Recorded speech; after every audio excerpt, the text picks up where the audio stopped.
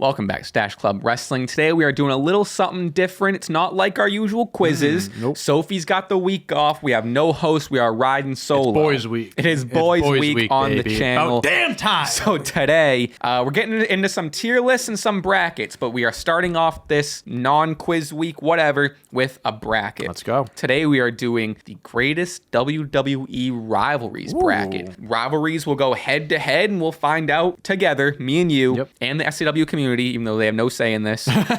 You'll definitely put in the comments. Please put in the comments how much you hate our bracket, but here is our bracket ready to get started. Round one is Andre the Giant versus Hulk Hogan or Undertaker versus Kane. Okay. I have my answer for this. Okay. And I'm ready to fight. Off bat, it's iconic. It's for me, it's Hulk Hogan and Andre. Okay. Oh, okay. I thought you were gonna say Brothers of Destruction. No, I thought you were gonna say Brothers of Destruction. History of the business. You kind of look at like two of the two people that paved the way just for how popular wrestling was. It's hard to go up against Andre Hulk. The whole Hulk slamming him is you're gonna see that in every WWE highlight. I'm also coming off pretty fresh as like watching it for the second time. Like a couple weeks ago, the WWE Rivalries episode of Andre and Hulk, really fucking good. I haven't watched any of that. Really I really should. I mean, Undertaker, Kane, obviously, there's a lot of history there. They have plenty of battles. Also history makers, guys that paved the way as well. But Hogan and Andre changed the wrestling. You can't tell the story of wrestling without without saying Hulk and Andre were two of the biggest parts of that. So, all right, they're moving on. Here we go. Next, Triple H and The Rock versus Triple H and Daniel Bryan. Ooh, okay. Triple H and The Rock doesn't, especially the picture they're using here. Yeah, I think this is a lot more because like they both kind of like were coming up at the same time. Like they both were young IC champions. I think The Rock. It's either this way or the other way around. One of them pinned the other for their first world championship, I believe. Do not crucify me in the comments. But they had a lot of back and forth in their early days for the main world championship. And now I'm kind of looking at this as Daniel Bryan versus The Authority because Stephanie McMahon is in there. Yes. And I believe that is one of the best storylines that WWE has told ever. The Rock has had better rivalries. Triple H has had better rivalries. I agree with that. The Rock and Triple H isn't like, if you think of rivalries, you're not thinking of like that's not like one of the best of all time type of thing. So I would agree with you, especially because of the WrestleMania moment and like the match and Triple H it wasn't just the Authority. At least Triple H was in the match, right? So it's like they had at least still the wrestled. Whole build up to Daniel Bryan winning the championship, getting screwed out continuously. Again, Rock and Triple H, you can't tell the story of wrestling without mentioning those two, but you're not exactly talking about that rivalry, right? So out Daniel Bryan, The Authority. There we go. That could be an upset to maybe some a little people, upset. But this is Jeff Hardy and CM Punk. Oh, this one's not as close, I don't think. Versus Randy Orton and John Cena. I wish these were kind of with different matchups. Yeah, because I mean, Punk and Hardy was good. It was good, but it was short lived. They didn't have that big of a. It's like one program. But like Cena and Orton, that's their whole career. You want to talk about greatest rivalries for both those guys? It's probably gonna be this. Wow, I love that Punk and I didn't expect to see Punk and Hardy on. They're getting their flowers for being on here. They're not getting their flowers for moving on. I think we both have Orton, Cena. Agreed. It's just like 30 combined world championships between the two. I mean, how many times did that change hands like from those guys one-on-one? You know what I mean? Yeah, it's got to be Cena, Orton. Hate that we have to kick them out, but okay. Roman and Brock Lesnar versus Stone Cold and Vince McMahon. Now the answer is obvious, but same thing with the last one. I wish Roman and Brock was paired differently. I wish the matchups were a little different because Roman Brock, a lot of their matches were lackluster, whatever. But the bill, I mean, when you talk about Brock Lesnar's greatest rivals, Roman's going to be up there. When you talk about Roman's greatest rival, Brock's going to be up there. But every single one of their matches was the biggest match, like exactly, and they hyped it up for as big as it was. In their last match, I think the SummerSlam, the bulldozer. Oh my god, that was fucking incredible.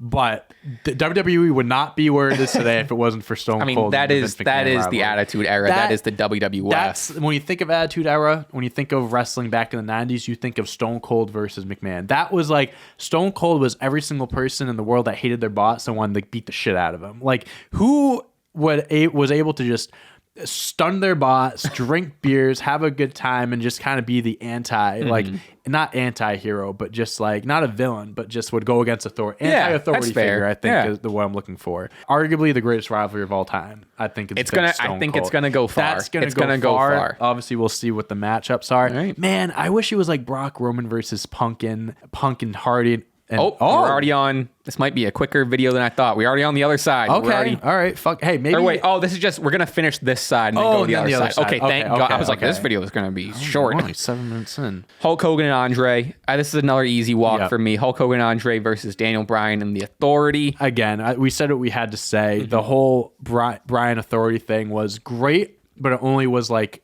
less than a year. It was about a year time type of thing. Yeah. Maybe a little bit more, but Hogan and Andre built their careers off each other. Listen, when you watch the introduction to WWE programming, all these highlight videos, you don't see a video of Daniel Bryan hitting a flying knee on Batista. You see Hulk Hogan slamming Andre the Giant. So we got to give it to them. Ooh, wow. Okay. Don't love this matchup. I don't love this either. Because I think you're allowed to and you're supposed to, but we, rightfully so, let our nostalgia and our watching biases fly. And I think we're supposed to. Because what the fuck would it be if we were just like, we're watching it in our time, but the 80s was really my favorite time. You know what I mean? Yeah. Like, John Cena and Orton is one of the greatest rivalries. But it is. So here's my one argument against Stone Cold and Vince. Okay. It's not Stone Cold and The Rock. And rivalry-wise, great in terms, and we are talking about stories, but what they're missing are the matches. Because you can... I get that. You know what I mean? I understand what you're saying, but I think in this case, like we're talking about the rivalries, it's not just based off of matches and I'm kind of playing devil's advocate. No, I understand. I mean, we have to give Cena Orton a chance here. I mean, I think modern-day wrestling... Cena Orton is one of the greatest rivalries of all time. I think they definitely did water it down. They wrestle each other a whole lot. Yeah, it might have been a little much. They watered it down a little bit, but even though Vince McMahon wasn't like he had matches and stuff, but like the whole Mr. McMahon character is arguable. Yeah. I mean, I think some people would argue it's the best character. It's ever. Up there. It's up there for sure. He was. I mean, he 90s, was the WWF. Late 90s, early 2000s, Vince was untouchable. Let's just be honest with you. You say what you want about him as a real life, whatever, but man, be able to tell a story and make the company as big as it was, McMahon is one of the main reasons why. I think it goes to Vince and Stone. I had to play a little devil's advocate, had to give Cena and Orton their chance. I agree. I mean, hey, the rivalry isn't over yet. Maybe Orton and Cena have a revisit that one day. I don't love how this site does it. It finishes out one side and then it goes to the other because we're already at the finals for that other side. We'll already know who's making it. Hulk Hogan and Andre. I mean, it was gonna be these two on this side. Stone Cold and Vince. Wow, holy shit. This is tough because we want to talk about matches. Hulk Hogan and Andre aren't known for their 5-star record-breaking matches. I mean, but neither that are one moment, Vince and Stone Cold. Right, exactly. I mean? But then you have to kind of look at it like, okay, now we're kind of separating the matches and looking at the stories here. What was a bigger story? The whole Hulk Hogan taking down Eighth Wonder of the World or Stone Cold anti-authority Vince McMahon type of thing? I want to give credit where credit's due. There's a lot. It's just the only reason I'm saying this is I just watched the rivalry. There is a lot more to the Hogan thing. I bet which they were best friends, and then it led up to the Mania match, and Piper was involved, and Sheik was involved, and they had that classic moment where they were on Piper's pit. It said that Hogan winning the title from Sheik and then going on to feud with Andre, like, shaped wrestling for what it was in terms of stories and whatever. Right. That moment when Andre turned on Hogan in Piper's pit and ripped Hogan's shirt. Yeah. And then Hogan announced that he was going to face him at Mania. It seemed like that was like a pretty big, like, world moment of like Andre the Giant turned on Hogan. Right. But I think you can say that same thing about Austin and Vince, because you want to talk about relevancy 100%. And just like at the top of the world. I think the Attitude Era was like peak wrestling. They were pulling in like anywhere between 5 to like 8 million people watching an episode of Raw. Mm-hmm. Also, like, obviously it was the war with WCW, like Monday Night Wars and stuff like that. They were friends, whatever. They turned on each other. Like Steve Austin, they were rivals, and then against The Rock, turns on The Rock, sides with Vince McMahon. That adds a whole nother layer too. I know my It's answer. crazy. I know my answer by It's a close. smidge. It's close. It's damn fucking But close. I'm picking Stone Cold and Vince McMahon.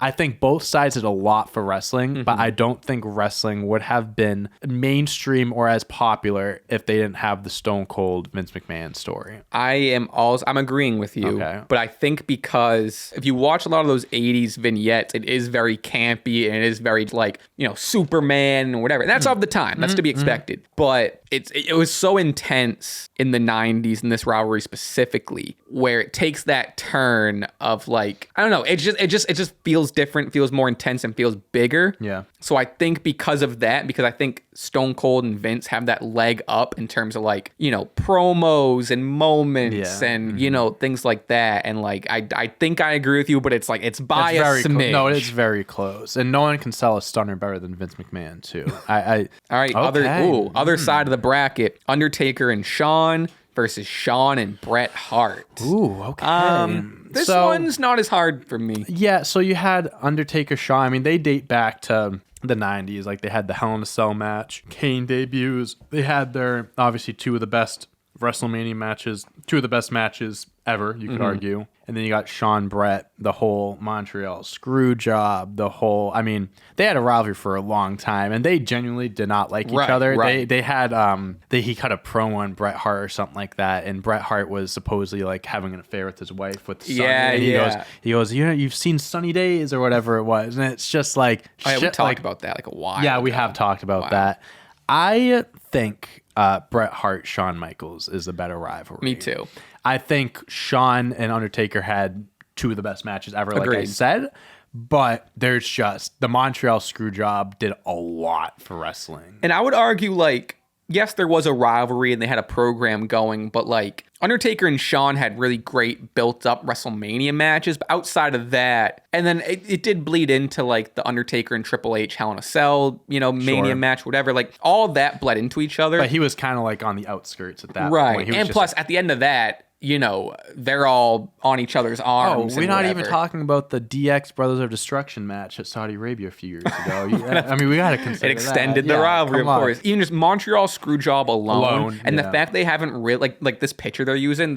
It took that long for them to shake hands. Sure, yeah, exactly. It's gotta be Bret and Shawn. Also, again, that's a real life. It was a lot of real life shit involved. So. Ooh, okay. AJ Styles and John Cena versus Randy and Triple H. Now, Randy, Triple H, we got to think Evolution days. Right. Triple H, they all turned on Randy. They had that thing on. They've had a lot of one-on-one matches for WWE championships. Triple H's last ever match was against Randy Orton in Saudi Arabia too. Or at least at one of those, the showdown, whatever, whether it was Australia or whatever it was.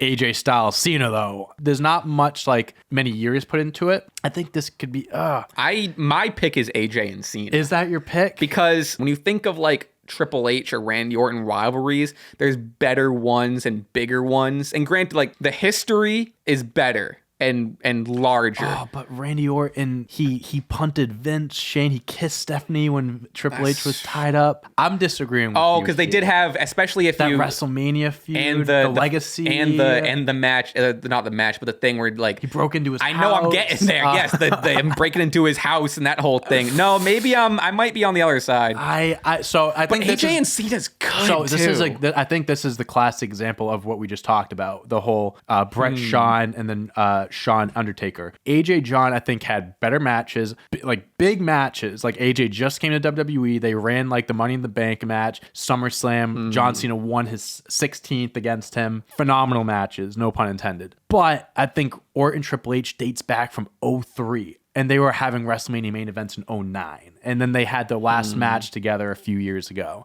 I don't think it's going to go too far, but I'm leaning towards that. I'm definitely leaning towards that. Randy Orton as a heel in 2009, bro, was fucking different. You talk about best villains of all time in anything, wrestling or movies.